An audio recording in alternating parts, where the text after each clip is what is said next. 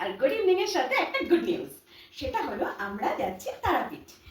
ছেলের যে টিউশনের টিচার, মানে লক্ষ্মী পূজার পরে ইংলিশ টিচার, ফিজিক্স টিচার বাইরে ঘুরতে গেল।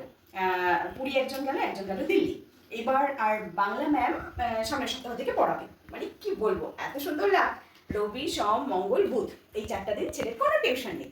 এবার আমরা চিন্তা করলাম স্কুল তো এখন বন্ধ, আর 4টা দিন কোনো টিউশন নেই, এই সুযোগটা হাতছাড়া করা কোনোভাবেই যাবে না। তাই এই সুযোগের মধ্যেই আমরা এখন যাচ্ছি তারাপীঠ। এখান থেকে সুপারফাস্টে যাবো, বিকেলে পৌঁছবো, পরের দিন পুজো দেবো, তারপরের দিন আবার সুপারফাস্টে চলে আসবো। এত সুন্দর সুযোগ হাতছাড়া করা কোনোভাবেই যায় না, আর 3 জনেরই মন ছুটে গেছে তারাপীঠে যাওয়ার জন্য। তাই এখন আমি শুরু করলাম আমার গোছানো। যেহেতু একদিনেরই ব্যাপার, একদিন যাবো একদিন আসবো, তাই খুব সামান্য জামা কাপড় নিয়েছি। যেগুলো পরে যাবো সেগুলোও আছে, যেগুলো পরে পুজো দেবো সেগুলোও আছে, আর যেদিন পৌঁছাবো সেদিন রাত্রি মন্দিরে যাবো সেগুলোও আছে।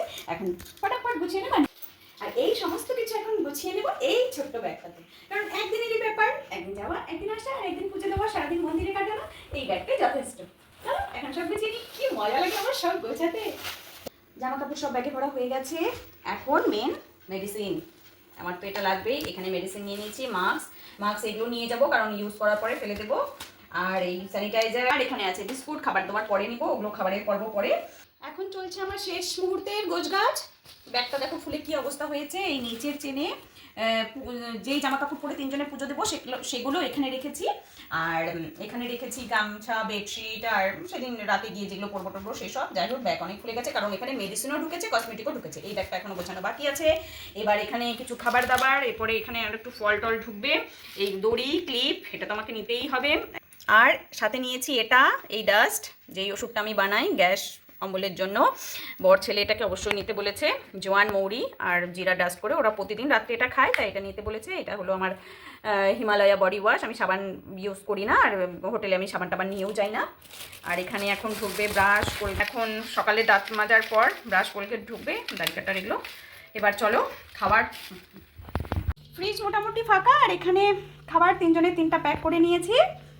এখানে 3টা চামচ, বেশ সুন্দর চামচগুলো এনেছে, খেতে খুব সুবিধা হবে। এর আগের বারের চামচগুলো কেমন ল্যাটপ্যাট করছিল। তাতে আমার রান্নাঘরের মোটামুটি সব কাজ কমপ্লিট। আর এখন তো 2 দিন থাকবো না, পোকামাকড় যাতে না আসে তার জন্য আমি এখন এখানে দিয়ে দিচ্ছি কর্পূর। এখান দিয়ে দিচ্ছি, ওখান দিয়ে না পিঁপড়ে আসে খুব। ঠিক এই কোনায় একটা কর্পূরের ট্যাবলেট রাখলাম, এই কোনায় একটা কর্পূরের ট্যাবলেট রাখলাম, আর এখানে। এখন শুতে যাব, দেখা হচ্ছে কালকে সকালে। আজকের মতো good night. Good morning friends. আমরা এখন চলে এসেছি স্টেশনে, আর বাড়ি থেকে একদম ভিডিও স্টার্ট করতে পারিনি, তার কারণ প্রচণ্ড তাড়াহুড়োর মধ্যে ছিলাম। এখন চলে এসেছি স্টেশনে। আমাদের এখন বাজে 8:35, আমাদের ট্রেন 8:57। তো আমি একটা কমফোর্টেবল ড্রেস করে নিয়েছি, রিক্সা ট্রেনে যাচ্ছি।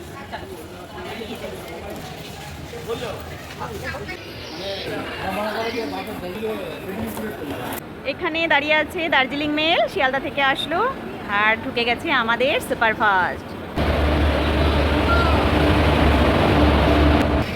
ট্রেন জার্নি করতে তো ভীষণই ভালো লাগে, কিন্তু চিন্তায় থাকি বাথরুমের পাশে যেন সিট না পড়ে। আমাদের কোচ হলো D3, এখন আমরা উঠবো। আর এই হলো আমার ছেলে, আর ওই যে কে বর।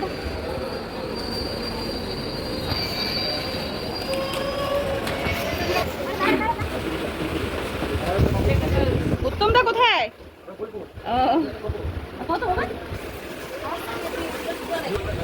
বসে গেছি ট্রেনে, আর বাথরুমের পাশে না বেশ শান্তি বাবা। দরজা দিয়ে ঢুকে ভাবছিলাম গাড়িতে বসে বসে এই দরজা দিয়ে ঢুকেই আমাদের সেট, তার মানে মনে হয় বাথরুমের পাশে, কিন্তু বাথরুমের পাশে হয়নি। আমাদের ট্রেন ছেড়ে দিয়েছে, এখন যাচ্ছি। ট্রেন জার্নি করতে আমার খুব ভালো লাগে, বাথরুমে যাওয়ার সময়টা ওরকমই একবার যাবো।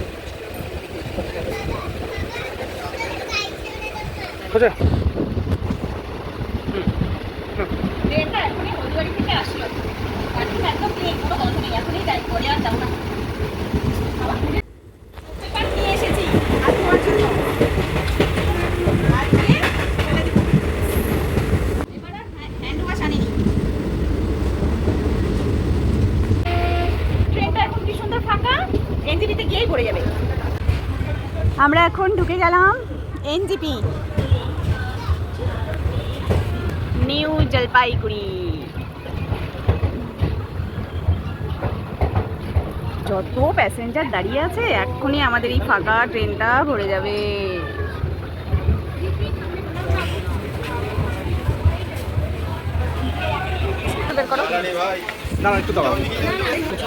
তিনটা লাল চা না, লেবু চা না, এমনি মশলাপাতি দেবেন না।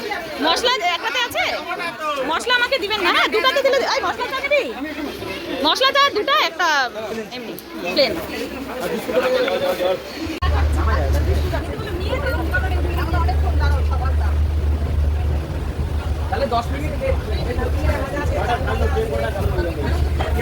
ট্রেন বেশ ভালোই ফাঁকা, দেখো পেছনের সিটগুলো।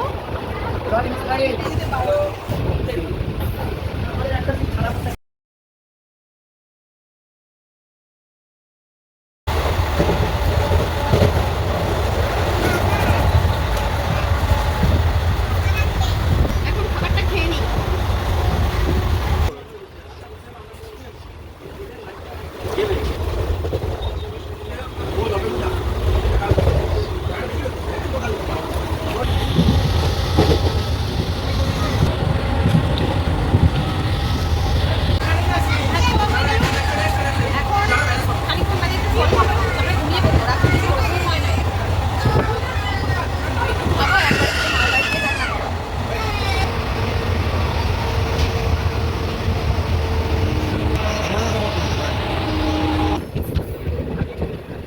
চলে আসলাম কিষানগঞ্জ, কিন্তু ঘড়িতে বাজে 10টা 53, সময় আর কাটছে না।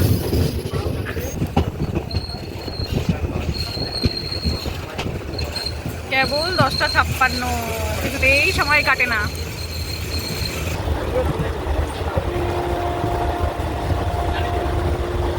একটু ঘুমানোর চেষ্টা করলাম, আসলো না। তুমি তো শোয়ার সাথে সাথেই ঘুমায় পড়ো, আমি কতক্ষণ শুয়ে থাকার চেষ্টা করলাম, স্লিপার হলে ঘুমায় পড়তাম। কিন্তু এখানে কেমন একটা বন্ধ করে দেবো জানালাটা, সিমেন্টের গাড়িটার মধ্যে মানে শুধু সিমেন্টই ভর্তি। তাও তো ভালোই, জানালা দরজাগুলো বন্ধ, ওদিকে সিমেন্ট উড়ে যাচ্ছে সামান্য।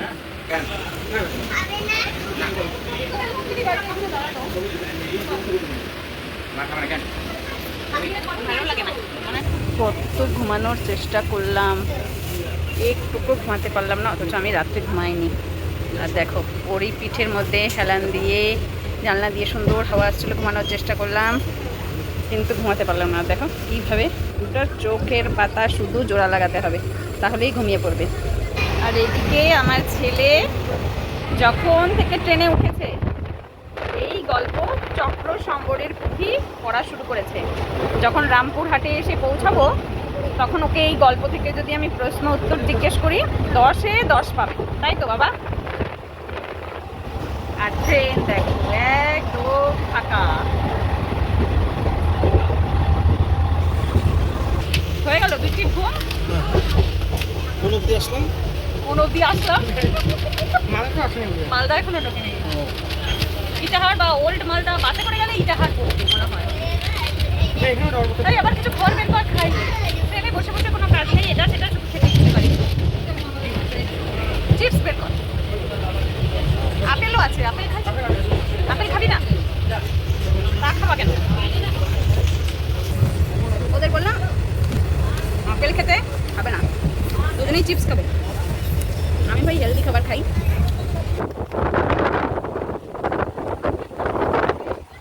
একদম সবুজে সবুজ।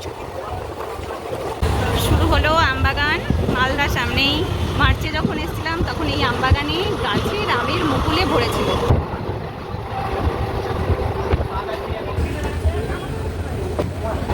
Malda town, Malda station. এখানে আসলে না নামলে হয়? ছোটবেলায় আসতাম বাসে, আর কত দেরি হতো বাসে আসতে। এখন বাজে 1:20, আর ছোটবেলায় 2টা-2:30 বেজে যেত বাসে করে আসতে। মিষ্টি 2 প্লেট আর 2 জায়গায় রুটি। এই নিয়ে নিলাম মালদার রুটি মিষ্টি।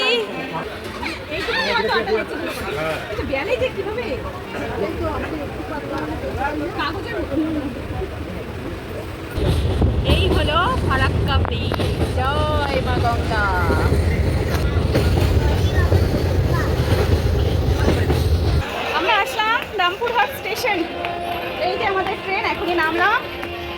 ওভারব্রিজ পার হয়ে যাবো ওই পাশে, তারপর অটো ধরে যাবো তারাপীঠ মায়ের মন্দিরে।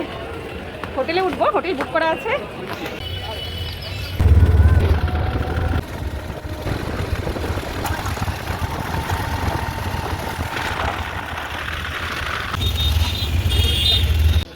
আমরা পৌঁছে গেছি মা তারাপীঠ মন্দিরে। এই হলো মন্দির, এখানে ভক্তরা সব লাইন দেয়, আর আমাদের হোটেল এই পাশে। চলো, এই হলো আমাদের হোটেল। আর আজকের মতো ভিডিও আমি এখানেই শেষ করছি, কারণ এর থেকে বড় করতে গেলে ভিডিওটা অনেক বড় হয়ে যাবে। এখন হোটেলে যাবো, স্নান করবো, মন্দিরে আসবো, আসছি এসব ভিডিও নিয়ে নেক্সট পার্টে। আজকের মতো টাটা।